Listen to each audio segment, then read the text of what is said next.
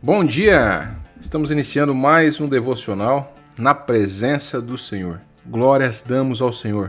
Mais uma noite que Ele nos guardou e mais um dia de bênção e vitória pela frente. Certamente a mão do Senhor estará sobre nós nesse dia, nos garantindo a bênção e a vitória. Vamos continuar nosso devocional. Estamos em Provérbios, capítulo 24, versículo 3 diz: com a sabedoria se constrói lar, e sobre a prudência ele se firma. Na casa da pessoa sábia, os quartos ficam cheios de coisas bonitas e de valor. Com a sabedoria se constrói o lar. Quando nós vamos construir uma casa, é fundamental que ela seja bem feita, com uma escolha cuidadosa de cada material, pensando na qualidade do material.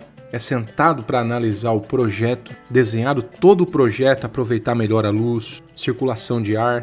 Então, com essa mesma sabedoria que se edifica a casa, se constrói o lar. Então, na construção do teu lar, você também tem que sentar, projetar, construir algo sólido. Quando falamos de escolha de materiais, eu lhe pergunto com que é construído o teu lar? Se é com amor, com perdão, com a misericórdia. Isso são materiais de ótima qualidade. Então a construção do lar e da casa segue a mesma linha, só que uma focada nas coisas físicas, a outra nos sentimentos, na alma. Mas tem que projetar igual, desejar igual, sonhar igual, selecionar bem aquilo que vai usar, porque da mesma forma que os materiais usados na construção de uma parede ficam por anos ali, aquilo que você trazer para dentro da tua família, do teu lar, os hábitos, o Espírito Santo, os sentimentos bons, todos eles vão ficar por anos também moldando a tua família.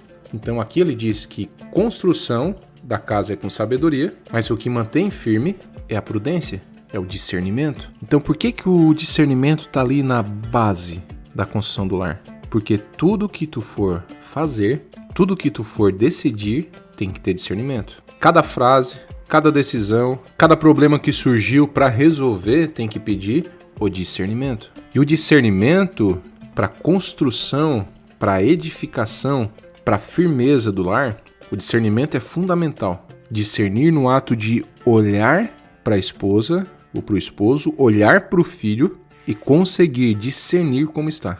É a base. Se você conseguir enxergar como eles estão, entender como eles estão, porque não podemos ficar com a cabeça enfiada no celular e não conseguir olhar nos olhos de quem está conosco e sentir a tristeza, ou a alegria, ou o descontentamento, ou a insegurança. O nosso adversário coloca realmente o celular nas nossas mãos para ocupar ele a todo momento, para que os nossos olhos não enxerguem mais os outros olhos. As pessoas conversam olhando para o celular. Então, quando você via o seu filho, a sua filha chegando da aula, você olhava nos olhos, você já de longe já via que alguma coisa estava errada. Quando via a esposa ou o esposo chegando no trabalho, você sentava para tomar o café, um de frente para o outro, conversava olhando nos olhos e dizia: não, você está me dizendo que está bem, mas parece que não está bem.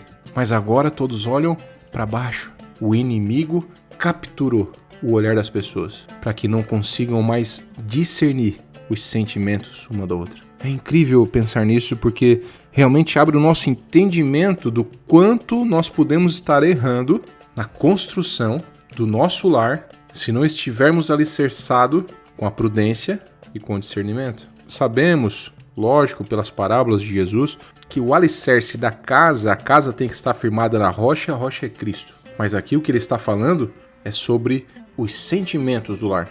E aí ele diz o quê? Que na casa da pessoa sábia, os quartos ficam cheios de coisas bonitas e de valor. E nós podemos também olhar pela ótica natural e ver que um lar bem construído, bem alicerçado, em que todos trabalham na mesma linha, os pais, os filhos trabalham no mesmo sentimento, na mesma linha, na mesma direção, o resultado vai vir. Então vai vir resultados financeiros, materiais, os bens podem chegar realmente, trazer muitas coisas bonitas e de valor para estar nos quartos, para estar nos cômodos. Mas eu prefiro enxergar, além disso, além dos bens duráveis, eu prefiro olhar que quando o lar é construído assim, aquilo que é de mais valor que você vai encontrar nos quartos e de mais bonito é os teus filhos, a herança que o Senhor te entregou.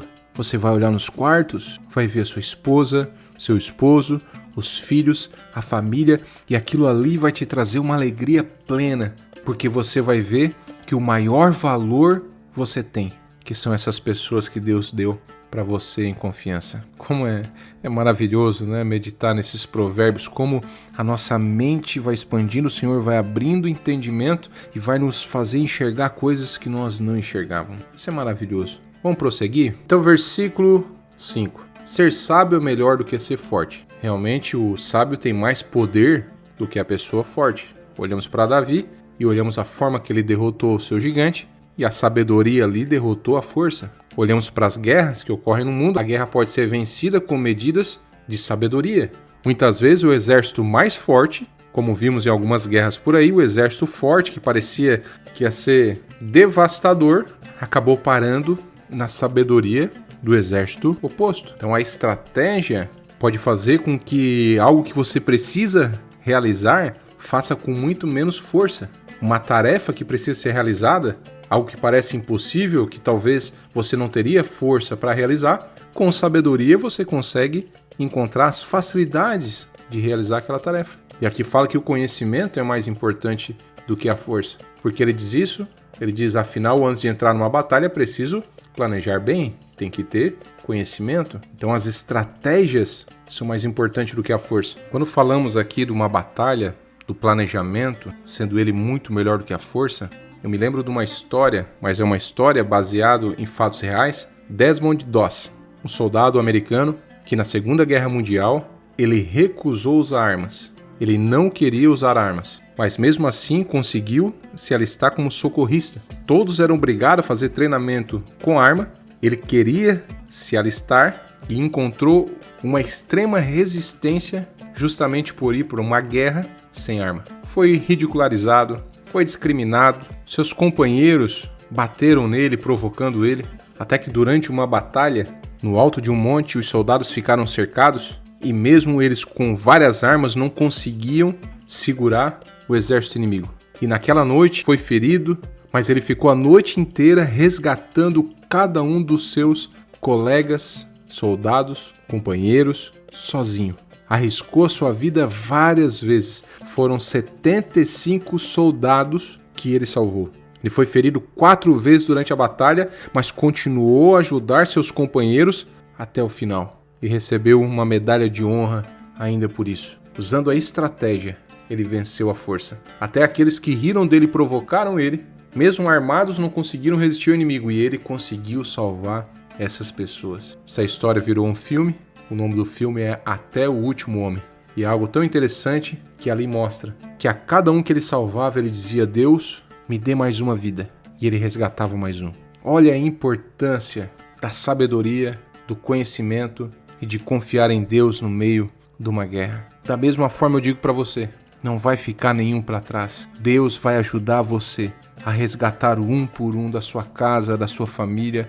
O Espírito Santo pode nos ajudar, nos dar sabedoria, como conseguimos todos juntos vencermos. Coisa maravilhosa. Vamos ao último versículo de hoje, versículo 10 do capítulo 24. Diz assim: quem é fraco numa crise é realmente fraco. A melhor forma de nós descobrirmos o caráter de alguém é realmente observar o comportamento da pessoa sob pressão. A pessoa que desiste quando as coisas pioram não tem caráter firme. É uma pessoa que vai ficar trocando vários casamentos. É uma pessoa que vai ficar trocando vários relacionamentos. É a pessoa que não vai parar nenhum emprego. A situação apertou? Não, vou desistir. Quem é fraco numa crise é realmente fraco. Se você se comporta como fraco numa crise, você é fraco. Você acabou de ouvir a história de Doss, como ele chegou nessa situação ali, de uma maior pressão, e todos ao redor desistiram, mas ele não desistiu. Na crise ele se mostrou ser o mais forte. Uma das cenas finais, até eu não falei ali, mas me veio agora que cabe bem aqui nessa situação, porque mostrava, isso é baseado em fatos reais, a história é real. Foi mostrado que depois, nas batalhas seguintes, ninguém ia pro combate sem ele fazer as orações dele. Todo mundo viu que as orações dele, a fé dele, aquilo que eles riram dele, na verdade era melhor do que qualquer arma. Na crise, ele mostrou qual era a força dele. A força dele era Cristo, é Deus, é a confiança em Deus.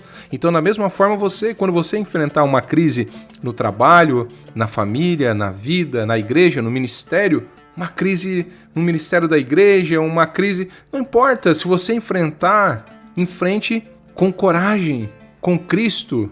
Não desista e vire as costas e já sai. Não faça isso. Para de você fugir dos problemas. Você está sempre como um fraco, sempre vencido pela primeira onda que vem.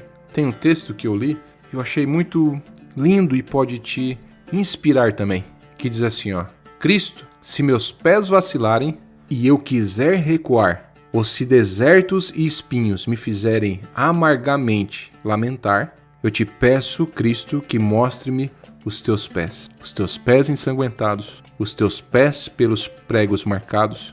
Meu Jesus, mostra-me teus pés. Ó Senhor, será que eu ouso te mostrar as minhas mãos e os pés? Você entendeu o texto? Quando você se sentir fraco no ministério, naquilo que Deus te chamou, na pregação, na liderança, no louvor, nas perseguições que vêm contra você, contra o seu ministério, quando você se sentir fraco, vacilante, quando o seu pé querer parar, olhe para os seus pés e para as suas mãos e comparem com o de Cristo. Cristo mesmo com as mãos e os pés sangrando, com pregos, ele não parou e foi até o fim.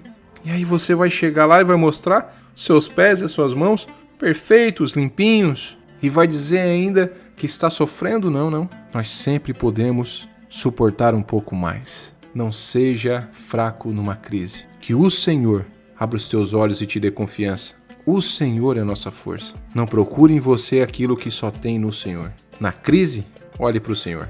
E aí o Senhor vai te dar força. Amém? Vamos orar então? Vamos agradecer a Deus por tudo que ouvimos. Pai, nós te louvamos por esse devocional, por esses ensinamentos. Crendo, Pai, que o Senhor é o Senhor da sabedoria, da graça, do entendimento, da estratégia, e é o Senhor que nos dá força, Pai. Olhe para nós com piedade e misericórdia, nos ajudando, nos fortalecendo, Pai, para que nós não venhamos desistir. Ajude-nos, Pai, para nós vencer, suportar, Senhor, até o final. Que nós não venhamos voltar atrás daquilo que Tu entregou em nossas mãos para fazer, Pai. Que nós venhamos executar a Tua obra, Pai, com zelo, com preciosidade, com estratégia.